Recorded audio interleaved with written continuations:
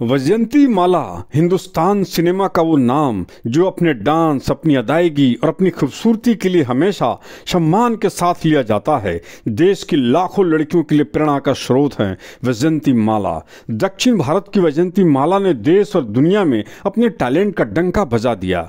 वैजयंती माला को अधिकांश रूप से एक ही नाम वैजयंती के नाम से जाना जाता है। एक हिंदी फिल्मों की प्रसिद्ध अभिनेत्री रही हैं और एक राजनीतिज्ञ हैं। वह भारतनाट्यम की नृत्यांगना, कर्नाटक गायिका, नृत्य प्रशिक्षक और सांसद की भूमिका निभा चुकी हैं। उसने अपनी शुरुआत तमिल भाषीय फिल्म वड़कई से 1949 में की। उसके पश्चात उसने तमिल फिल्म जीवितम में 1950 में काम किया। इसके बाद वह दक्षिण भारत की प्रमुख नायिकाओं में से एक बनी और बॉलीवुड के सुनहरे दौर की अभिनेत्रियों में एक रही। वैजयंती का जन्म अगस्त 1936 को चेन्नई में रहने वाले एक अयंगर ब्राह्मण परिवार में हुआ था। इनके पिता का नाम A.D. रमन और मां का नाम वसुंधरा देवी था। इनकी मां भी अपने जमाने की दिग्गज अदाकारा और नृत्यांगना रह चुकी हैं। 40 के दशक में तमिल फिल्म इंडस्ट्री में वैजयंती माला की मां वसुंधरा देवी का बड़ा नाम था। चूंकि मां एक प्रख्यात अभिनेत्री थी और अक्सर व्यस्त रहती थी, तो वैजयंती माला की परवरिश उनकी नानी यदुगिरी देवी ने की थी। नानी ने वैजयंती को छोटे उम्र से ही डिसिप्लिन से जीवन जीना सिखाया था। नानी चाहती थी कि वैजयंती को अच्छी तरह से नृत्य सिखाया जाए। वैजयंती की कमर सीधी रहे, इसलिए उनकी नानी उन्हें बिस्तर के जगह हमेशा एक चटाई पर सुलाया करती थी। छोटी उम्र से ही वैजयंती की नृत्य शिक्षा शुरू कर दी गई थी। स्कूली पढ़ाई के साथ साथ वैजयंती भारतनाट्यम की शिक्षा भी ले रही थी। वैजयंती महज 4 साल की ही थी जब साल 1940 में अपने माता पिता के साथ ही इटली की राजधानी रोम गई और वहां सर्वोच्च ईसाई धर्मगुरु पोप के सामने इन्होंने भारतनाट्यम की एक प्रस्तुति दी थी।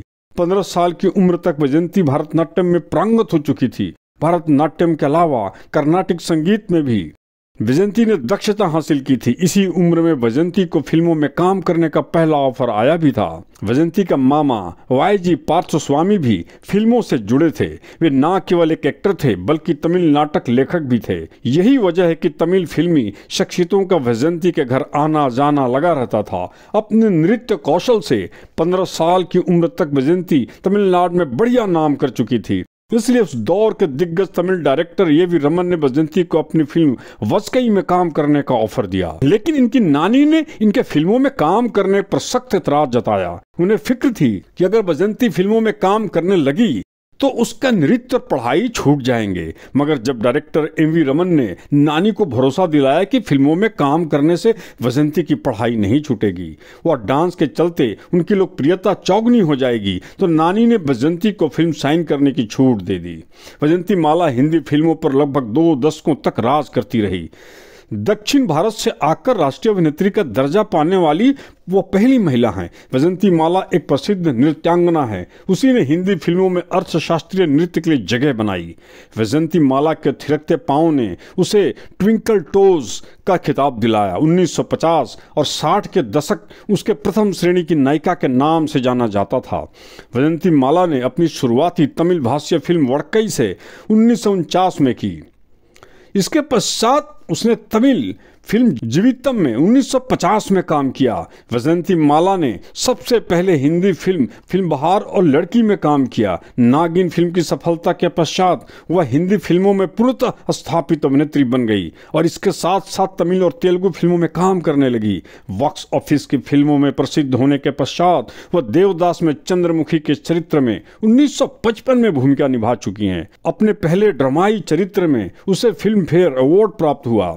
इसके पश्चात वैजयंती माला कई कामयाब फिल्मों में देखी गई, जिनके नई दिल्ली, नया दौर और आशा शामिल है। अपने करियर के परम शिखर पर 1958 में उसकी 2 फिल्में साधना और मधुमती की फिल्म आलोचकों ने जमकर प्रशंसा की और व्यापारिक दृष्टि से काफी कमियां रही। उसे 2 फिल्म साधना और मधुमती के लिए सर्वश्रेष्ठ अभिनेत्री के रूप में नामांकित किया गया था, जिसमें उन्हें प्रथम फिल्म के लिए पुरस्कृत किया गया था। ऐसे समय में वैजयंती माला तमिल फिल्मों में लौट आईं, जहां उसे bungee Kottai बलिबन, इरुम्बु थिरई, Baghdad Thiru, don और नीलावू में अपार सफलता मिली। 1961 1961 में दिलीप कुमार की गंगा जमुना फिल्म के बनने के बाद वैजयंती माला को एक देहाती लड़की धन्नो के रूप में देखा गया जो भोजपुरी में बात करती है। आलोचकों ने उसके पात्र की प्रशंसा की और कुछ ने तो उसका सर्वश्रेष्ठ अभिनय घोषित किया। गंगा जमुना के कारण उसे फिल्म फेयर का दूसरा पुरस्कार प्राप्त हुआ। 1962 से वैजयंती माला की अधिकांश फिल्में या तो औसत दर्जे की सफलता प्राप्त करने लगी या फिर नाकाम होने लगी। 1964 में संगम फिल्म की सफलता ने उसके कैरियर को एक नई ऊंचाई पहुंचाई। वैजयंती माला ने इसके पश्चात एक आधुनिक महिला के रूप में स्थापित करते हुए विकनी अथवा दिखाई देने वाले कपड़े पहनकर फिल्मों में आने लगी। वैजयंती माला को 12वीं फिल्म फेयर समारोह में संगम फिल्म में राधा के रोल के लिए पुरस्कृत किया गया था। ऐतिहासिक नाटक आम्रपाली में अपनी भूमिका के लिए उसे आलोचकों की प्रशंसा मिली। इसके बावजूद फिल्म नाकाम रही और वैजयंती माला ने फिल्मों को छोड़ने का निर्णय लिया। अपने करियर के अंत में वैजयंती माला ने मुख्य धारा की कुछ फिल्में जैसे कि सूरज, ज्वेल थिप, प्रिंस, हटी बाजारी और संघर्ष में काम किया। इनमें से अधिकांश फिल्में वैजयंती माला के फिल्म उद्योग को छोड़ने के पश्चात सिनेमा घरों में देखी गई। वैजयंती को मिले अवार्ड्स की बात करें तो साल 1961 में 1961 में आई फिल्म गंगा जमुना और 1968 में आई फिल्म संघर्ष के लिए Bengali film journalist association award दिया गया था। फिल्म गंगा जमुना के लिए ही वैजयंती को फिल्म फेयर अवार्ड भी मिला था। इसके अलावा साधना और संगम के लिए भी वैजयंती माला ने फिल्म फेयर अवार्ड्स अपने नाम किए थे। साल 1996 में फिल्म फेयर ने ही वैजयंती को लाइफ टाइम अचीवमेंट अवार्ड भी दिया था। साल 1982 में वैजयंती को संगीत नाटक अकादमी अवार्ड भी दिया गया था। साल 1968 में भारत सरकार ने ही वैजयंती को पद्म पुरस्कार से सम्मानित किया था। 1965 फिल्म फेयर सर्वश्रेष्ठ अभिनेत्री पुरस्कार संगम के लिए दिया गया। तो वहीं 1962 में फिल्म फेयर सर्वश्रेष्ठ अभिनेत्री पुरस्कार गंगा जमुना, 1959 में फिल्म फेयर सर्वश्रेष्ठ अभिनेत्री पुरस्कार मधुमती, 1957 फिल्म फेयर सर्वश्रेष्ठ सहायक अभिनेत्री पुरस्कार देवदास। वैजयंती माला के करियर में 1955 में आई देवदास फिल्म का बड़ा ही महत्व है, क्योंकि इस फिल्म में लोगों को पता चला कि वैजयंती ना केवल एक बढ़िया नृत्यांगना है बल्कि एक उम्दा अदाकारा हैं। इस फिल्म में दिलीप कुमार देवदास बने थे और वैजयंती माला ने चंद्रमुखी का किरदार निभाया था। चंद्रमुखी के किरदार को खूबसूरती से जीने के लिए वैजयंती माला को film fair best supporting actress का अवार्ड दिया गया था, लेकिन वैजयंती माला ने यह कहकर वो अवार्ड ठुकरा दिया कि देवदास की जिंदगी में चंद्रमुखी की बड़ी अहमियत है, वह कोई सपोर्टिंग किरदार नहीं है, मैं बेस्ट एक्ट्रेस के अवार्ड को ही स्वीकार करूंगी। उस साल देवदास फिल्म में पारो का रोल करने वाली अभिनेत्री सुचित्रा सेन को बेस्ट एक्ट्रेस का किरदार दिया गया था। हिंदी सिनेमा में सफलता हासिल करने के लिए वैजयंती ने हिंदी लिखना और बोलना सीखने के लिए काफ़ी मेहनत की थी। दरअसल वैजयंती माला चाहती थी कि हिंदी फिल्मों में अपने डायलॉग्स वो खुद ही बोलें। नागिन फिल्म को मिली जबरदस्त कामयाबी ने वैजयंती की यह मेहनत पूरी तरह से वसूल करा दी। इसके बाद तो वैजयंती माला ने एक से बढ़कर एक हिंदी फिल्मों में काम किया। हिंदी फिल्मों के बड़े बड़े स्टार के साथ सिल्वर स्क्रीन शेयर की। दिलीप कुमार और राज कपूर जैसे सितारों के संग इनकी जोड़ी खूब पसंद की गई। दोनों के साथ ही इनके अफेयर की खबरें खूब उड़ी, लेकिन सालों बाद अपनी किताब बॉन्डिंग ए मेमोयर के जरिए वैजयंती माला ने इन खबरों को कोरी बकवास और मीडिया का पब्लिसिटी स्टंट बताया। उन्होंने पीरियड ड्रामा फिल्म देवदास 1955 में अपनी भूमिका के लिए काफी आलोचनात्मक प्रशंसा हासिल की, जिसमें उन्हें सोने के दिल वाली तवायफ चंद्रमुखी की भूमिका निभाई। फिल्म और उनके अभिनय की प्रशंसा की गई, जिसे बाद में उनकी महानता कृति माना गया। उन्होंने व्यावसायिक सफलताओं की श्रृंखला में अभिनय किया, जिससे रोमांस फिल्म नई दिल्ली 1956, ड्रामा फिल्म नया दौर शामिल है, कॉमेडी फिल्म आशा 1957, सामाजिक फिल्म साधना 1958 और असाधारण फिल्म मधुमती 1958 में उनकी भूमिकाओं ने उन्हें सर्वश्रेष्ठ अभिनेत्री के लिए फिल्म फेयर पुरस्कारों के लिए नामांकित किया, जिसमें उन्होंने जीत हासिल की। 1960 के दशक में crime drama film Ganga Jamuna 1961 में वैजयंती माला ने एक देहाती गांव की लड़की धन्नो की भूमिका निभाई। इस भूमिका के लिए उन्हें सर्वश्रेष्ठ अभिनेत्री का फिल्म फेयर पुरस्कार मिला। उन्होंने रोमांटिक ड्रामा संगम 1964 के लिए फिर से पुरस्कार जीता। एक फिल्मी भूमिका में वन पीस स्विम सूट में दिखाई देने के बाद उन्होंने अपनी छवि को फिर से स्थापित किया और मिश्रित स्वागत अर्जित किया। बाद में उन्होंने ऐतिहासिक नाटक आम्रपाली 1966 में अपने प्रदर्शन के लिए प्रशंसा हासिल की, जो वैशाली की शाही वेश्या नगरवधु आम्रपाली के जीवन पर आधारित थी। उनकी उल्लेखनीय सफलताओं में धमाकेदार फिल्म सूरज थी 1966, डकैती फिल्म ज्वेल थीप 1967, कला फिल्म हिट बाजार 1967, फिल्म संघर्ष 1968 और महाकाव्य फिल्म प्रिंस 1969। 1968 में उन्हें भारत सरकार द्वारा चौथे सबसे बड़े नागरिक सम्मान पत्र से सम्मानित किया गया।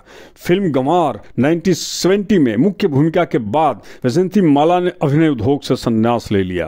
तब से उन्होंने अपने नृत्य के लिए लोकप्रियता हासिल की है। विशेष रूप से भारतीय शास्त्रीय नृत्य के एक रूप भरतनाट्यम में अपने काम के लिए, और बाद में उन्हें संगीत नाटक अकादमी पुरस्कार दिया गया, जो अभ्यास करने वाले कलाकारों को दी जाने वाली सर्वोच्च भारतीय मान्यता है। न केवल एक्टिंग बल्कि डांस के जरिए भी ये लोगों का दिल जीतती रही थी। और केवल शास्त्रीय नृत्य ही नहीं, वेस्टर्न डांस में भी वैजयंती बेहद माहिर थी। साल 1957 में आई फिल्म आशा में इन्होंने वेस्टर्न डांस करके लोगों को चौंका दिया था। इस फिल्म में किशोर कुमार संग इनकी केमिस्ट्री भी दर्शकों को बड़ी पसंद आई थी। वैजयंती माला की निजी जिंदगी की बात करें तो इन्होंने डॉक्टर चमन लाल बाली से शादी की थी।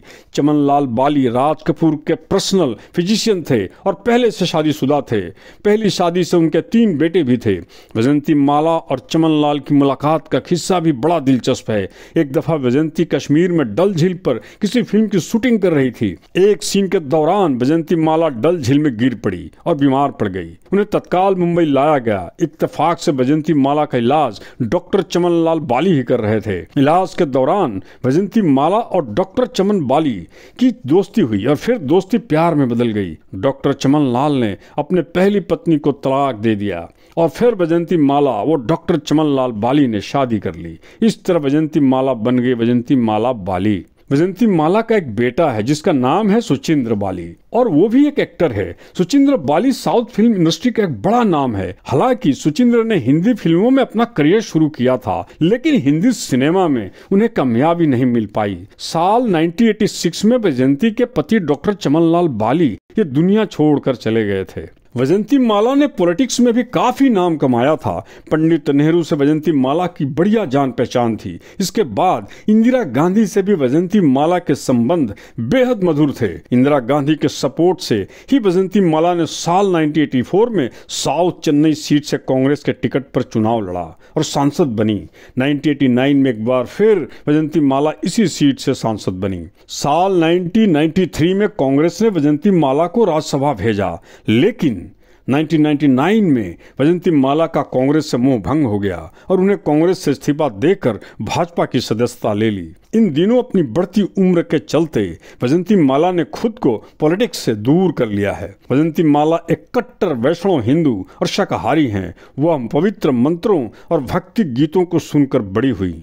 वह अंडाल की प्रशंसक है। हिंदू धर्म के 12 अलवर संतों में से एक। वह किसी भी सार्वजनिक प्रदर्शन से पहले देवी सरस्वती से आशीर्वाद पाने के लिए प्रार्थना करती हैं।